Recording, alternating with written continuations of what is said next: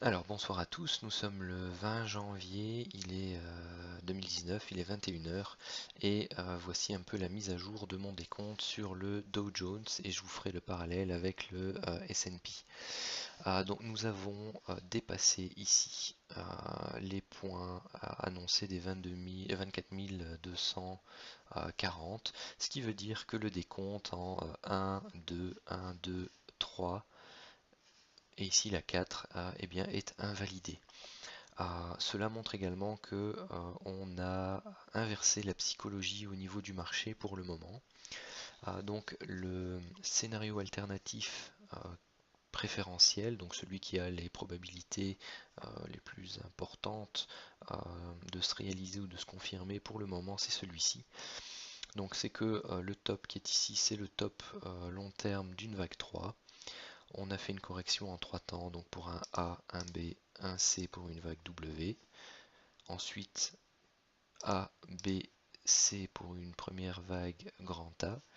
A, B, C pour une première vague grand B.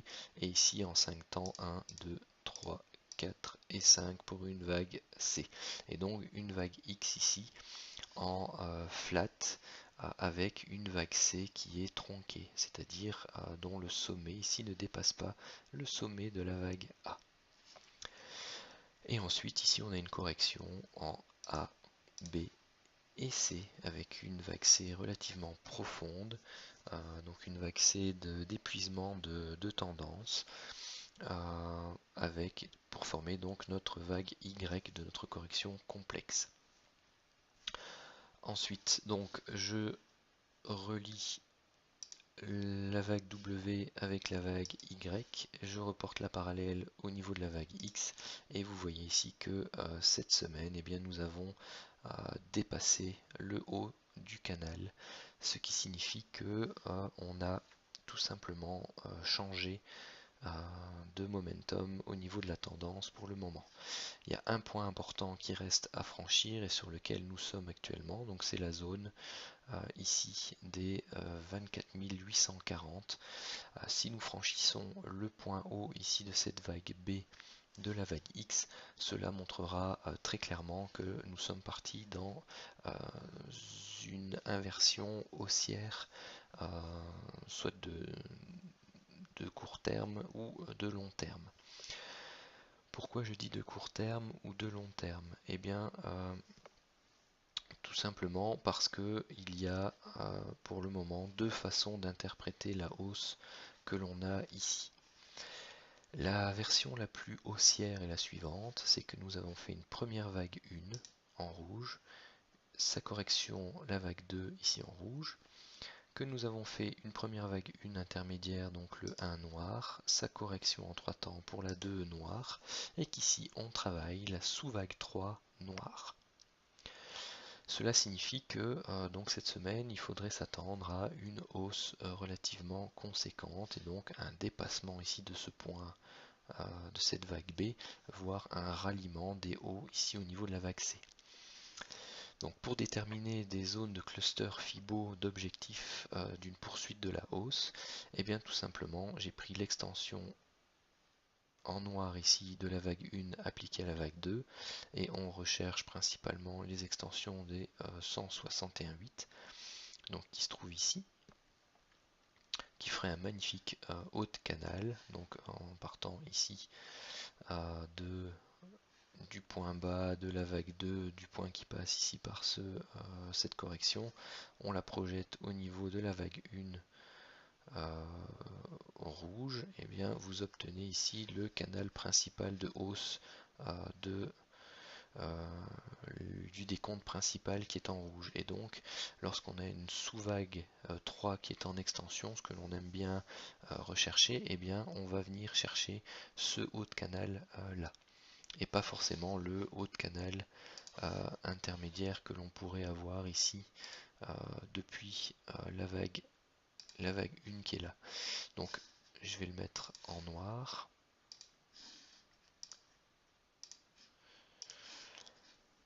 Ici, donc on pourrait très bien aller rechercher la sous-vague 3 ici au niveau un peu plus des 100%, voire des 123,6 à 138,2 et venir rechercher ici la zone de gap laissée en début décembre et avoir ici une extension pour la vague 3 noire de 138,2, aller rechercher ce haut de canal-ci avant d'avoir une correction pour la vague 4 noire.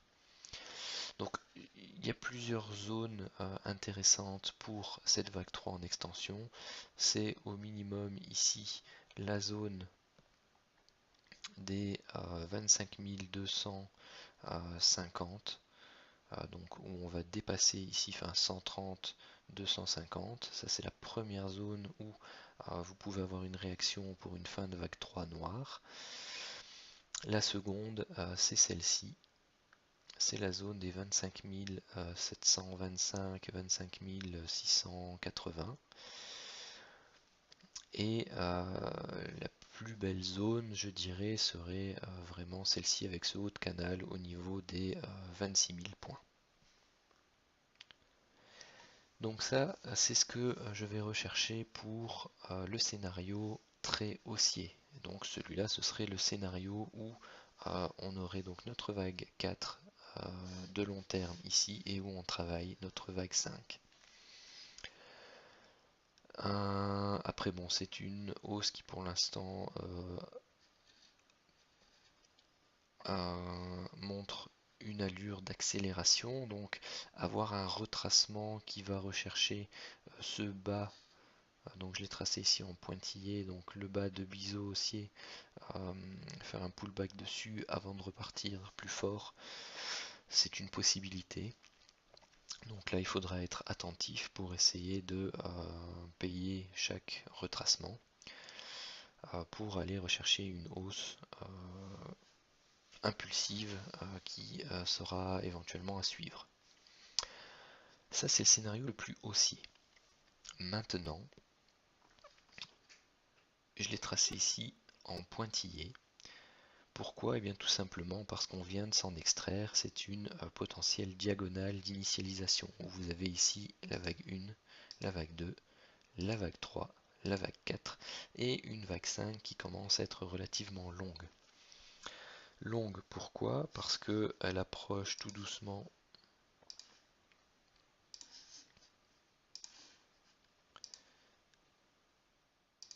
des 100% ici de la vague. Donc si c'est 1, 2, 3, 4, donc ici c'est les 100% de la vague 3 qui se trouve ici au 25 127. Si on vient à franchement dépasser cette zone là, eh bien le scénario en diagonale d'initialisation est à oublier parce que la vague 5 ne peut pas être plus longue que la vague 3.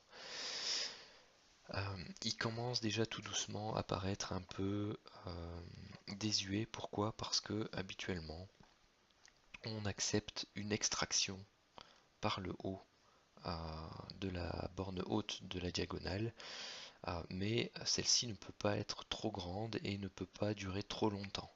Donc si on doit avoir une validation de ce scénario là, il faut que début de semaine, donc lundi, mardi, eh bien on ait un changement de tendance et une baisse qui va avaler cette bougie là, réintégrer cette diagonale-ci, qu'on ait un RSI qui sort de sa zone de survente et que l'on vienne au final casser la borne basse, donc la diagonale basse de cette diagonale d'initialisation, donc de ce biseau ascendant. L'idéal étant de réintégrer ici cette zone de prix. Pourquoi? Parce que si, prenons qu'on travaille la sous-vague 3 noire qui est là, eh bien on peut avoir un décompte intérieur de cette sous-vague 3 en 1, 2, et on est dans la vague 3 de la sous-vague 3.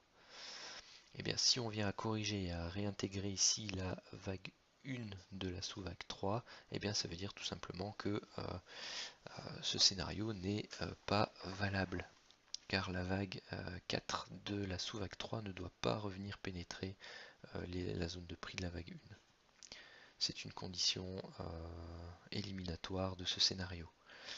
Et donc vous voyez que si on anticipe ici une vente suite à un avalement, à une réintégration de cette diagonale, et bien la cassure de ce niveau-là, ou la réintégration de ce niveau-là, permettra de se conforter dans notre scénario correctif dans ce cas, puisqu'on aurait fait ici donc une première vague A ou une vague 1, et qu'on travaille donc la correction en 3 temps, en A, B et C. Dans ce cas-là, on tracera notre Fibo jusqu'au plus haut et on recherchera les corrections en 38,2, 50% et 61,8.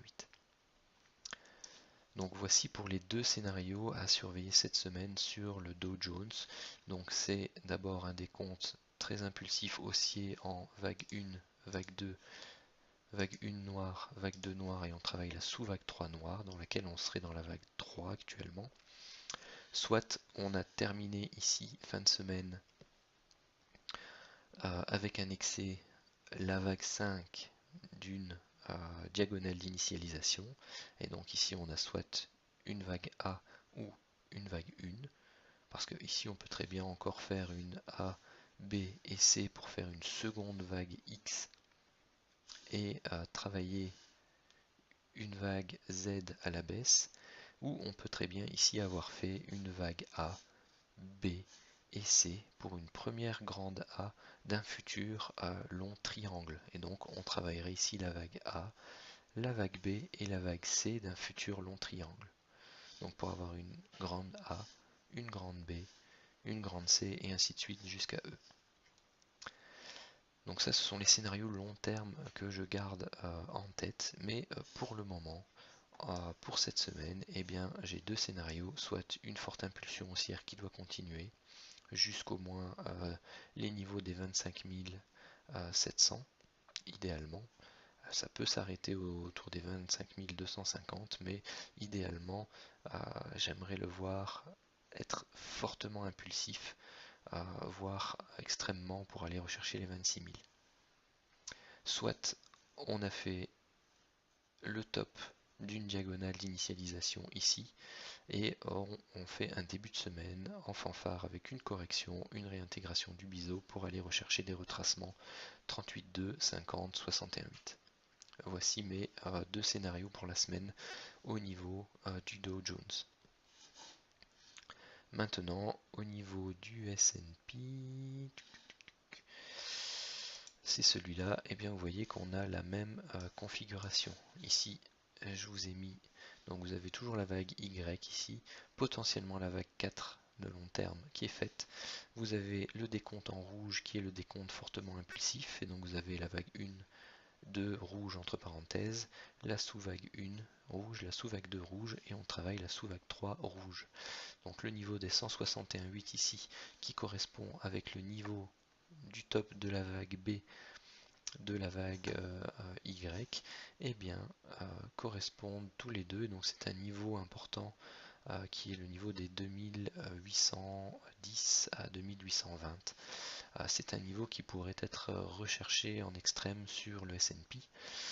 Vous voyez qu'on a ici un niveau important qui est celui des 100% avec une diagonale baissière qui passe ici au niveau des 2728, 2730. Donc ça, ce sera un point d'accroche important pour le scénario haussier impulsif. Et vous avez en noir la diagonale d'initialisation comme expliqué sur le Dow Jones, donc la vague 1, 2, 3, 4 et on vient de faire la vague 5. Et donc potentiellement notre vague, non c'est pas lui que je voulais, une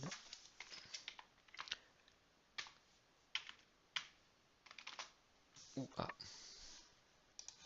Et on va donc rechercher les corrections et idéalement cette zone là fait un très bon niveau de support, donc la zone des 2510, 2530.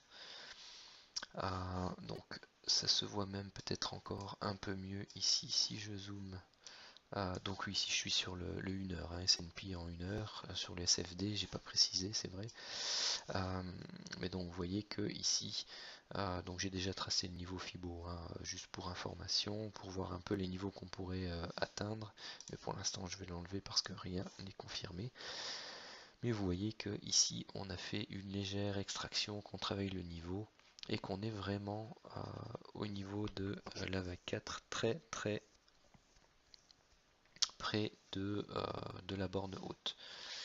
Même si on devait modifier ici, si j'arrive à la sélectionner, voilà, ok.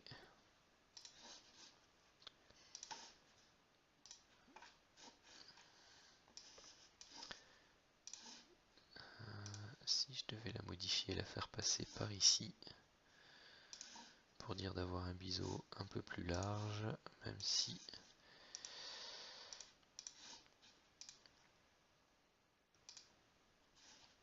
en toute logique la vague 4 se termine ici, eh bien vous voyez que on reste dans une zone relativement bien cadrée. Donc ici en pointillé, vous avez le report au niveau de la vague 4 de la parallèle ici qui passe entre la vague 1 et la vague 3. Si on a une cassure franche de ce niveau-là, et bien tout simplement c'est clair, le marché va essayer d'aller rechercher la zone des 2520. Mais pour prendre un trade relativement tôt dans cette baisse, eh bien il faut surveiller ce canal haussier rouge ici. Donc si vous faites un nouveau top, que on a une cassure de ce canal, et bien tout simplement on a également aussi la réintégration de la diagonale d'initialisation. Il y a de fortes chances que l'on aille rechercher dans un premier temps cette zone-ci, donc ce bas de diagonale, même si vous pouvez la faire passer par ce point-là en toute logique. Pourquoi je dis en toute logique? Parce que c'est le point bas de la vague 4, qu'ici on a une vague A, une vague B, et que ça ce serait déjà le travail de notre vague C pour la 5. Et donc on devrait tout simplement réellement faire passer, si on fonctionne comme un Ellioticien, faire passer notre biseau, notre bas de diagonale ici. Et je vais vous le mettre en grand pointillé ici.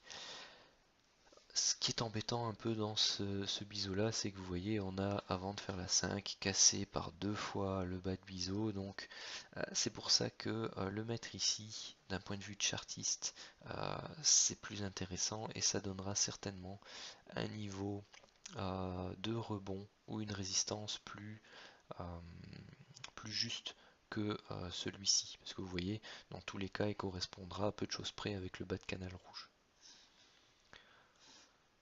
Donc voilà un peu pour le Dow et le S&P.